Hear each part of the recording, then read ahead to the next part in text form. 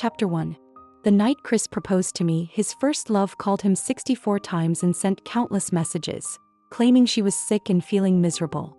I asked him, "Aren't you going to answer?" Chris looked at me with visible disdain. "An ex-girlfriend should be as good as dead. We broke up a long time ago. Even if she dies from this illness, it's none of my concern." He then hung up the phone and put it on silent as if to shut the whole matter out. But I couldn't ignore the flicker of hesitation on his face when he slid the ring onto my finger. Later, in the dead of night after I had fallen into a deep sleep, Chris quietly slipped out. I heard the faint click of the door shutting and instantly my eyes fluttered open. I got up and tiptoed to the window. Sure enough, his car appeared in my line of sight. I quickly grabbed my phone and checked the location sharing, confirming my suspicions. The destination was Emily's apartment complex. A sly smirk tugged at my lips. I switched off the tracking, then accepted a friend request from someone I had just blocked. Without hesitation, I sent a brief but pointed message. "Come over." At 3 a.m., Daniel, who must have been out partying, called me without a second thought. "Sis, didn't you block me last time? You think I'm takeout, just an order away whenever you want." His voice carried a trace of playful resentment. I paused for a moment before answering coolly, "If you're not coming, then never mind." But as I was about to hang up, Daniel blurted out, "Where?" "My place." "Your place? That's a little risky, sis." Daniel chuckled. "I'll be there soon." I sat on the edge of the bed, scrolling through Emily's social media, my mind drifting. Her latest post had just been uploaded a mere 2 minutes ago. It read, "I love drinking the pumpkin porridge you make when I'm sick." The photo showed Chris, my boyfriend, the same one who had said, "An ex-girlfriend should be as good as dead," standing at the stove, an apron wrapped around him, lovingly stirring a pot of pumpkin porridge for his sick first love. I hugged my knees, my gaze fixed on the screen. The diamond ring on my finger sparkled brilliantly in the dim light, but all I could feel was a bitter, hollow irony. As I removed the ring, the doorbell rang. Before I could even speak, Daniel had already barged in, pulling me into a forceful kiss. But to my surprise, his kiss was gentle, tender even. After a long moment, he pulled back reluctantly, his fingers tracing the back of my neck as he whispered, "How's this for takeout?" Satisfied. My legs went weak and I could only nod in a daze. Daniel hummed in approval, then swept me up into his arms, laying me carefully on the living room sofa. "I don't feel like sleeping in that bed," he murmured, his lips brushing my neck, his voice thick with jealousy. I ran my fingers through his hair and suddenly, Emily's social media post flashed in my mind. I bit my lip and in a soft whisper said, "How about the kitchen?" Daniel froze for a second, then pulled me closer, holding me even tighter. "Okay." I slipped off his shirt and tied a pink Hello Kitty apron around his waist. The apron was a little small, hugging his body tightly and showcasing his well-defined muscles.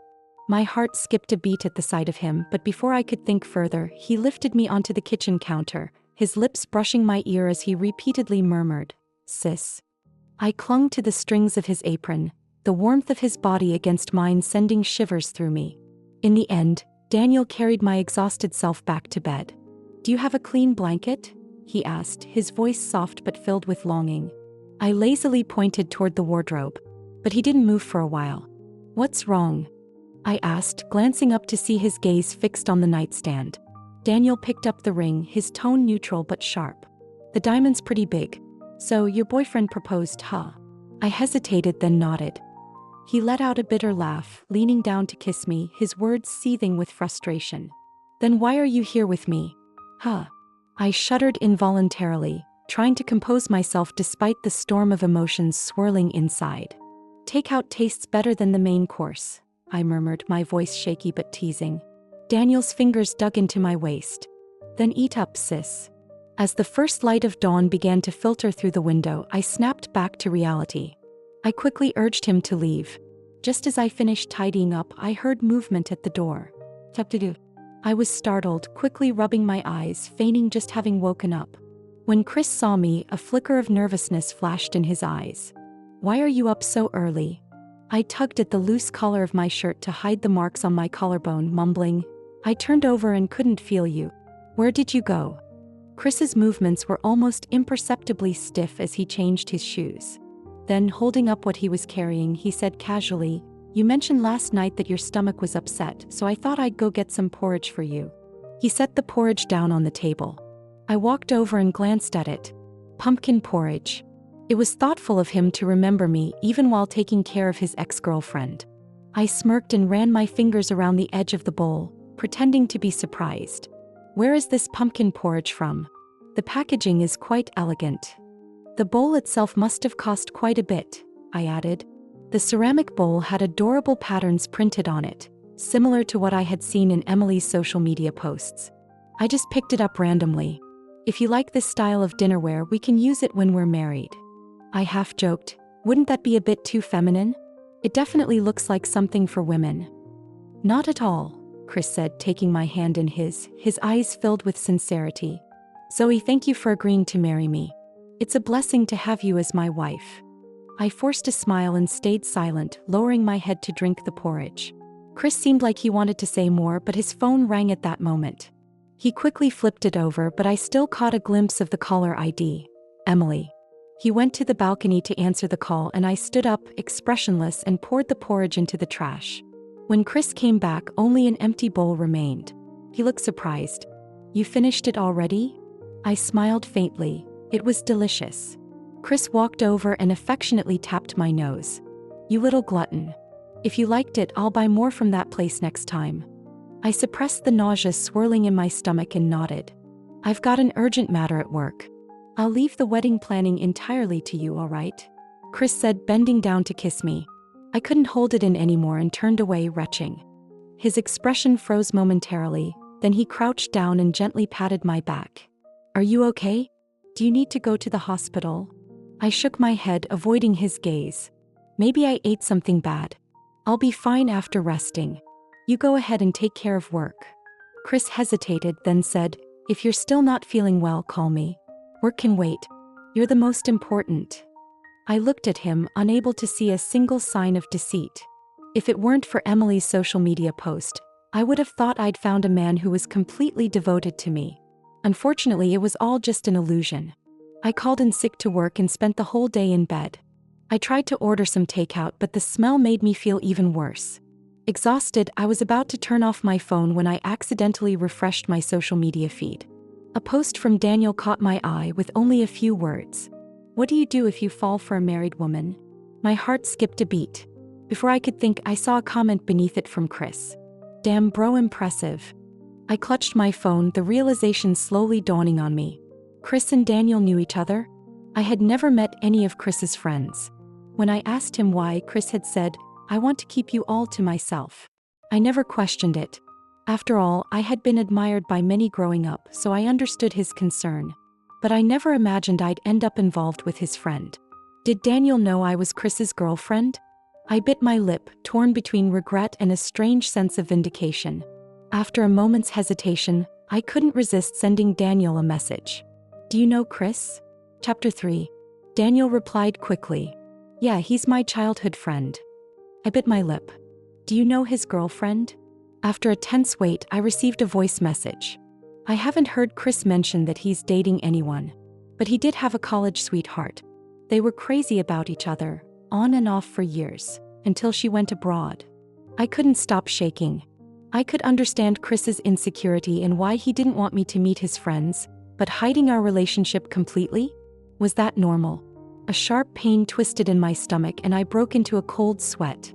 I instinctively called Chris.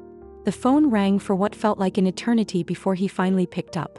I pushed through the pain, speaking softly. Chris, I don't feel well. Could you come back? There was a hint of pleading in my voice. Part of me still hoped he'd rush back. But the voice that answered shattered that hope. It was Emily, not Chris. The pain in my stomach intensified, and I no longer had the strength to question her. The phone slipped from my hand and I could faintly hear their conversation. What's wrong? Chris, can we go again? The intimate, teasing words cut through me like a knife. I don't know when the call ended. After a while, my phone buzzed again. It was Daniel. I dragged myself to the edge of the bed and answered. Daniel's voice came through, clear and firm. Sis, you finally reach out to me and it's to ask about another man? You're something else. I opened my mouth weakly.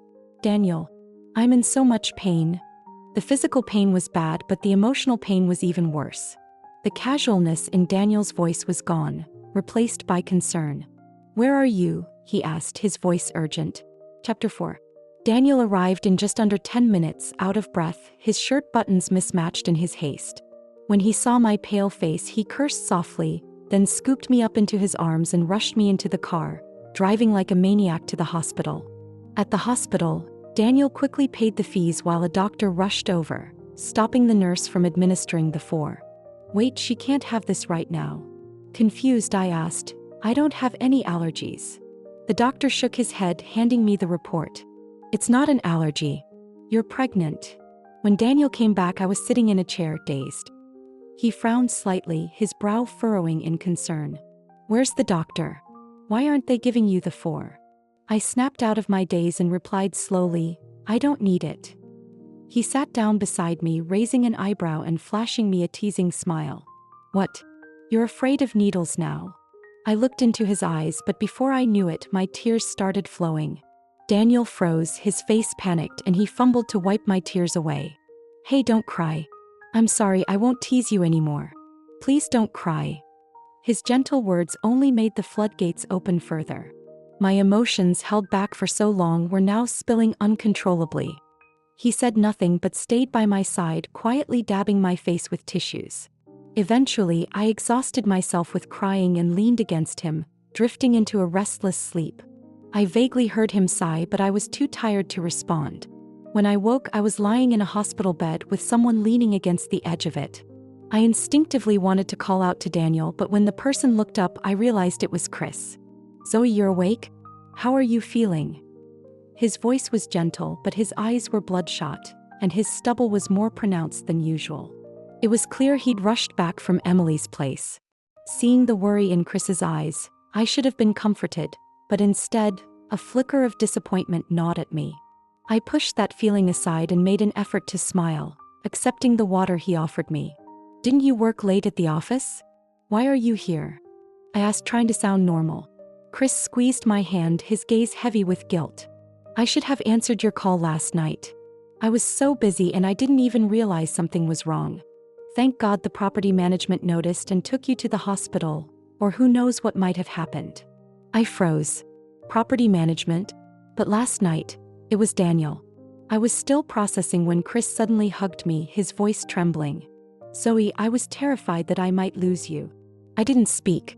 Chris gently tucked a lock of hair behind my ear and whispered, "When you're feeling better, I'll introduce you to my friends, okay?"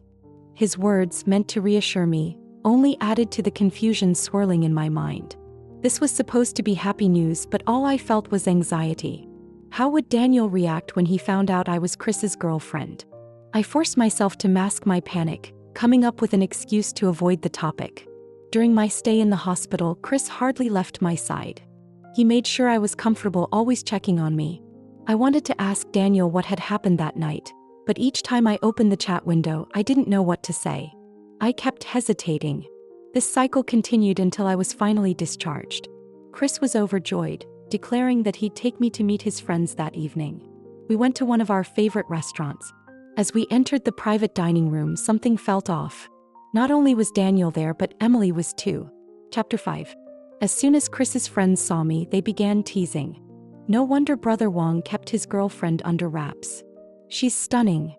Yeah, we thought he'd never settle down, then suddenly we're hearing about his marriage plans. Chris shot them a sharp look. "Enough of that." Then he smiled at me, taking my hand as we sat down. "Zoe, let me introduce you." I smiled and nodded at each of their introductions, but when my eyes met Daniel's, my heart skipped a beat. He was more composed than I'd expected. With a glass in hand, he casually lifted it with 2 fingers, a small, knowing smile on his lips. "Hello, sis." My heart jolted. The way he said sis, soft but with an underlying tone of something else, made my ears burn as I recalled the private moments when he'd whispered that word with more than just affection. Chris's hand tightened around my waist, a flicker of irritation passing over his face. "Call her sister-in-law," he said firmly. Daniel looked at him for a moment before smirking. "All right, sister-in-law." I quickly averted my gaze. Someone at the table asked how Chris and I met. "It's a funny story," Chris began. I got dared to confess to the next girl who walked by. I thought it was a joke, but she turned out to be the one I want to marry. He kissed my hand in a mock dramatic gesture. Crash. The sound of glass shattering broke the moment. I looked up to see Emily, her face flushed from the alcohol, looking distressed. She stood up unsteadily. Sorry, I need the restroom. I could see the tears in her eyes, but I said nothing. After a brief pause, the table resumed eating and joking, but I could tell Chris wasn't his usual self. He found an excuse to step away, leaving me with the group. Neither of them returned for a while, so I decided to check on them. As I passed the emergency stairwell, I heard muffled voices coming from inside. I cautiously pushed the door open and saw Emily, clearly intoxicated, wiping her tears away as she sobbed. If you're marrying her, what does that make me? What was I to you? Chris's brow furrowed. What you're saying doesn't matter. My future wife is Zoe. He sighed deeply. We're a thing of the past. No, I don't believe you. Emily grabbed Chris, pulling him into her arms, standing on tiptoe and kissing him desperately. Stop it. Emily kissed him again, insistent. If you really don't love me anymore, why don't you just push me away? Chris looked frustrated but leaned down, kissing her again, this time in resignation. What am I supposed to do with you? The sound of his whispered words drifted through the hallway. I backed away, accidentally bumping into a solid chest. I turned around and there he was, Daniel, his gaze intense in the dim light. He raised a finger to his lips, signaling for me to stay quiet, then grabbed my hand and led me upstairs. I yanked my hand away, pressing him against the wall, my lips crashing into his in a rough kiss. It wasn't a kiss of love. It felt more like a release. Daniel groaned but remained silent, his body rigid against mine. When the taste of blood lingered in my mouth, I finally pulled back, my chest heaving. I'm sorry. I tried to step back, but he held my waist. He laughed softly in my ear. Eat and run, sis. Isn't that a bit much? My face felt hot. I'm your friend's girlfriend, I paused, and I'm getting married in a few days. Daniel squeezed my waist, casually saying, So what? I told you I like married women. I couldn't hide my surprise, remembering the first time we met. I was drunk and hadn't told him my address, but he brought me home perfectly. You knew from the start, didn't you? Yes, I always knew you were Chris's girlfriend. Then why? Because I fell for you at first sight, sis. He kissed the corner of my mouth, his eyes filled with a tenderness that nearly drowned me. Give me a chance, I avoided his gaze, muttering, Let's go back. You go first, I'll catch up. What's wrong? Daniel sighed. Sis, don't you have any confidence in your charm? He guided my hand lower. I blushed, pulling away as if burned. I'll go back now.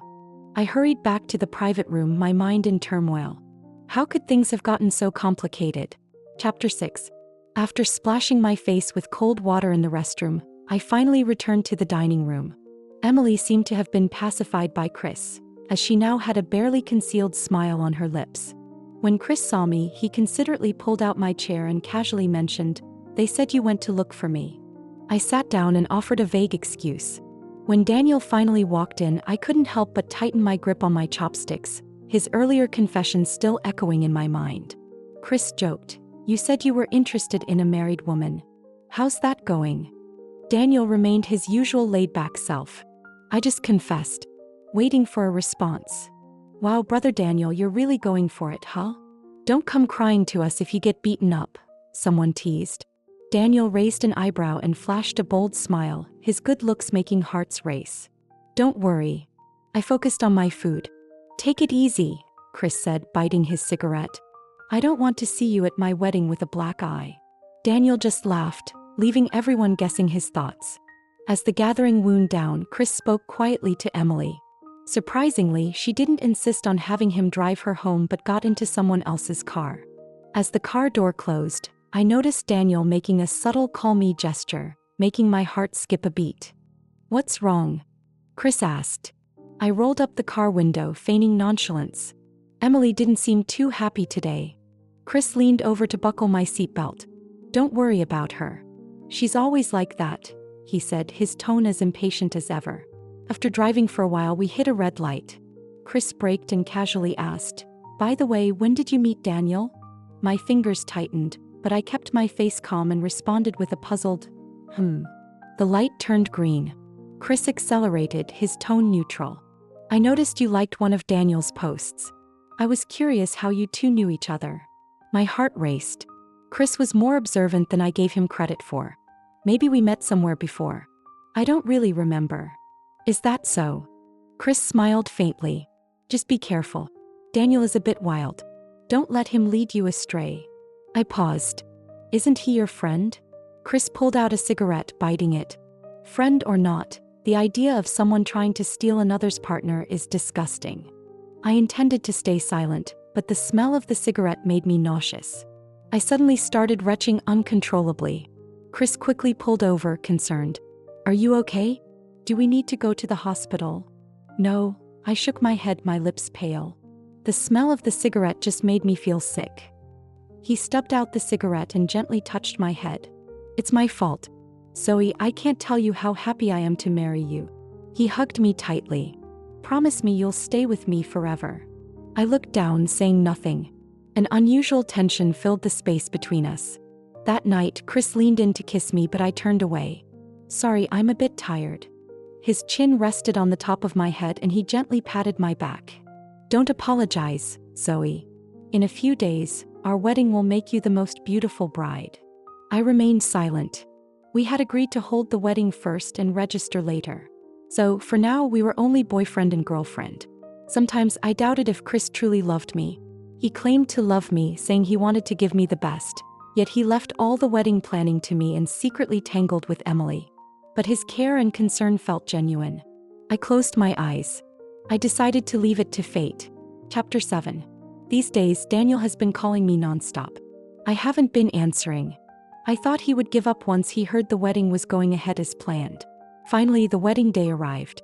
Chris, dressed in a white suit, had genuine joy in his eyes. In the wedding car, he held my hand tightly, our fingers intertwined. I'm here to marry you, darling. I smiled faintly, but deep down I felt a bit empty. Every detail of the wedding had been carefully chosen by me, and the classic piano piece playing was my favorite. I looked at Chris standing opposite me. He was the one I once dreamed of marrying, but now I felt no joy. Numbly, I walked towards him. As I passed the table where Chris's friends were seated, I quickly glanced over. Daniel's seat was empty. He hadn't come. I pressed my lips together, thinking, Riley, wasn't this what I wanted? So why was I feeling conflicted now? After the initial ceremonies, just as we were about to exchange rings, the doors opened. Seeing Emily walk onto the stage in a white dress, I surprisingly felt a sense of relief. He had come after all. Chris's expression changed slightly. His mother stood up and scolded Emily. What are you doing here? Emily smiled graciously. Auntie, I've known Chris for so many years. Of course, I had to come and give my blessings on his wedding day. I held on to Chris, who looked tense, and said calmly, Honey, since she says she's your friend, let her come up. Darling, Chris's Adam's apple bobbed, and his eyes showed a hint of panic. Emily walked forward steadily and slowly took out 3 items from her pocket. Miss Smith, these are my 3 wedding gifts for you. Emily caressed a heart-shaped stone, speaking nostalgically. Chris carved his name into this stone himself. It's a testament to our love. I looked at the stone. Chris had given me one too. Apparently it wasn't unique. And this. She picked up a pillow. Chris has slept with this brand of soft pillow for years. Without it, he can't sleep. When Chris and I first got together, he often had insomnia. I had even learned to give massages to help him, and eventually his insomnia improved. I hadn't realized it was all because of a specific pillow. The last item was a positive pregnancy test. I could feel Chris's breathing become rapid. Emily smiled gently, tears in her eyes, looking lovingly at my husband. Chris, I'm pregnant. Chapter 8. The scene descended into chaos. Some people even took out their phones to record videos. Chris's face turned pale for a moment before he hurriedly composed himself and said, What nonsense are you spouting? Emily, I invited you to the wedding as a friend, but I didn't expect you to be so malicious and try to break us apart. Emily's face turned ashen and she swayed, biting her lip in disbelief. Chris, even though I'm carrying your child, you're still choosing to be with this woman? Shut up. Chris roared, turning to reach for my hand. I stepped back to avoid him. Darling, believe me, he stammered. I haven't betrayed you really. You know I can't stand her. Hearing Chris use the word hate, Emily completely broke down. You hate me, she laughed bitterly. If you really hate me, how did I end up carrying your child? Chris, you can't seriously believe your darling knows nothing, right? She pulled out her phone, opened her social media, and threw it at Chris. Look closely. Every time we were together, I sent her the pictures. She's known all along about us. She's just been pretending. Chris's eyes widened as he looked at Emily's posts, visible only to me. He shook his head furiously. No, this isn't true. Darling, I know, I said, surprisingly calm. From the first time you made an excuse to leave me to secretly meet Emily, I knew. You said she was annoying, but I knew when you went to her place at night to make soup. You said you were working late, but I knew you were with her again. And that day at the restaurant when you kissed her in the stairwell, I knew Chris. Chris's eyes reddened and his body trembled. Darling. I smiled at him and placed my hand on my stomach. But you don't need to feel guilty because the child I'm carrying isn't yours either. Chris was utterly shocked by my revelation. Emily suddenly lunged at me. You wretch. How dare you cheat on Chris? I tried to dodge, but my wedding dress was too long and I was about to be pushed off the stage. Instinctively, I closed my eyes and protected my stomach. But the fall never came. Don't be afraid, a familiar, slightly breathless voice whispered in my ear. I'm here. Chapter 9. I stood there, stunned, staring blankly at the man in front of me. Daniel, you. Daniel held Emily back with one hand, her claws still reaching out, and turned to smile at me. I told you not to worry. So, what do you think? Impressed by my heroics. I couldn't help but give him a light slap. How could he be joking at a time like this? But Daniel grabbed my hand and brought it to his lips for a gentle kiss. Sorry I'm late. I shook my head. Just as I was about to say something, an angry shout interrupted us. Daniel. Chris's fists were clenched, veins bulging in his neck, his eyes bloodshot. I thought you were my friend and you go behind my back with my wife? Daniel smirked sarcastically. We're not even married yet and you're already calling her your wife. Besides, I gave you a chance. I hadn't yet grasped the meaning behind Daniel's words when Chris charged at him in a fury. Daniel had someone escort me away, then faced off with Chris, exchanging punches and kicks. Daniel, how could you? Betraying your own friend with his wife. Daniel didn't hold back, landing a solid punch that knocked Chris down. Do you remember we actually met her, Zoe, together? You jumped ahead of me and I didn't say anything. But after you got together with her, you kept messing around with Emily. Why shouldn't I take my shot? Chris, I admit I'm not a saint, but you're even worse. Chapter 10. The wedding ultimately turned into a farce and even attracted the police. After issuing warnings to both sides, they finally let us go. Daniel held my hand, his head hanging low, looking like a dejected puppy. Darling, it hurts. I rolled my eyes in exasperation. I had seen clearly that Chris and Daniel were not even in the same league when it came to fighting. This guy was still playing the pity card. Even though I knew Daniel was acting, I couldn't help but soften my tone. If you're so tough, why didn't you dodge? Daniel lifted his head, looking like a smug child. Even though Chris is a jerk, I did steal his girlfriend, so I let him hit me a couple of times to vent his anger. I couldn't help but laugh. Daniel carefully supported me and after a long pause finally said, I'm sorry, I didn't know you were. I shook my head. The pregnancy had been a surprise to me as well. But regardless, this was my child and I was going to keep them. Seeing my affirmation, Daniel was overjoyed, but then Emily came out, supporting a limping Chris. Daniel, let go of Zoe. He spat through gritted teeth. Daniel openly put his arm around my shoulder, looking disdainful. Chris, you should take care of the person next to you first. Chris looked at me, pleading, Zoe, you won't leave me, right? I curled my lips and said coolly, haven't you always been hung up on your first love? Well, now you can have her. We're done. I wish you two a lifetime of happiness. Zoe, please don't. Ignoring his pleas, I turned and walked away with Daniel. A year later, my daughter was born safely. I named her Joy. After putting my daughter to sleep, I heard a noise outside the door. Opening it, I wasn't surprised to see Daniel standing there with a pillow, looking pitiful. It's been a year and 3 months, darling, he pouted. I've been patient for so long. I smiled, pressing him against the wall and lifting his chin. So, how do we divide the time? Daniel lowered his head to kiss me, murmuring, "However you want, darling."